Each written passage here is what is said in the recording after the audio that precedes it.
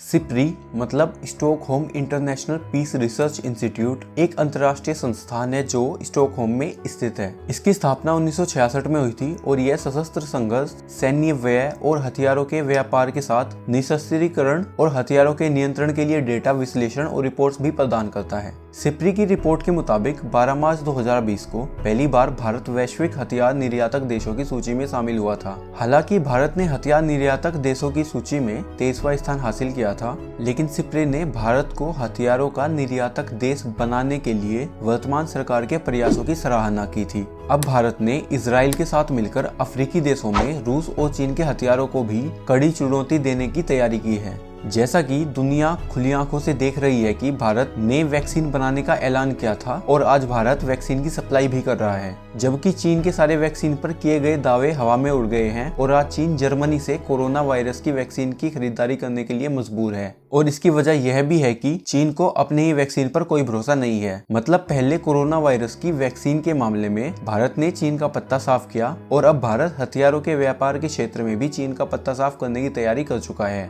दरअसल international defence review ने बड़ा खुलासा किया है कि भारत इजराइल के साथ मिलकर हथियारों के व्यापार में चीन से आगे निकलने की तैयारी में है और भारत की इतनी बड़ी योजना में इजराइल का बहुत ही बड़ा योगदान होगा, क्योंकि इजराइल बहुत बड़े पैमाने पर हथियारों के क्षेत्र में भारत के मेक इन इंडिया कार्यक्रम को बढ़ावा दे रहा है। यानी कि इजराइल और भारत का सहयोग अफ्रीका के हथियारों के व्यापार में बहुत बड़ी कामयाबी के लिए एक मील का पत्थर साबित होगा, क्योंकि अफ्रीका में चीनी हथियारों को लेकर कई सारी शिकायतें सामने आ चुकी है, जिससे कि अफ्रीकी देशों का चीन के हथियारों से भरोसा बहुत कम हो गया है। वहीं रूस के हथियार अच्छे तो हैं, लेकिन अफ्रीका जैसे गरीब देशों के लिए काफी महंगे हैं। ऐसे में भारत के हथियार अच्छे भी हैं और बहुत सस्ते भी हैं और इसी वजह से अफ्रीकी देशों में रूस और चीनी हथियारों का विकल्प भारतीय हथियारों के रूप में देखा जा रहा है। हालांकि रिपोर्ट का कहना है कि भारत को बहुत पहले ही हथियारों का निर्माण करने पर ध्यान देना था, क्योंकि भारत को खुद बहुत बड़े पैमाने पर हथियारों की आवश्यकता होती है। और इतिहास में यह भी देखा जा चुका है कि जिन देशों ने इतिहास में अपनी सुरक्षा के लिए अपने ही देश में हथियार बनाने का फैसला किया है, आज वही देश हथियार के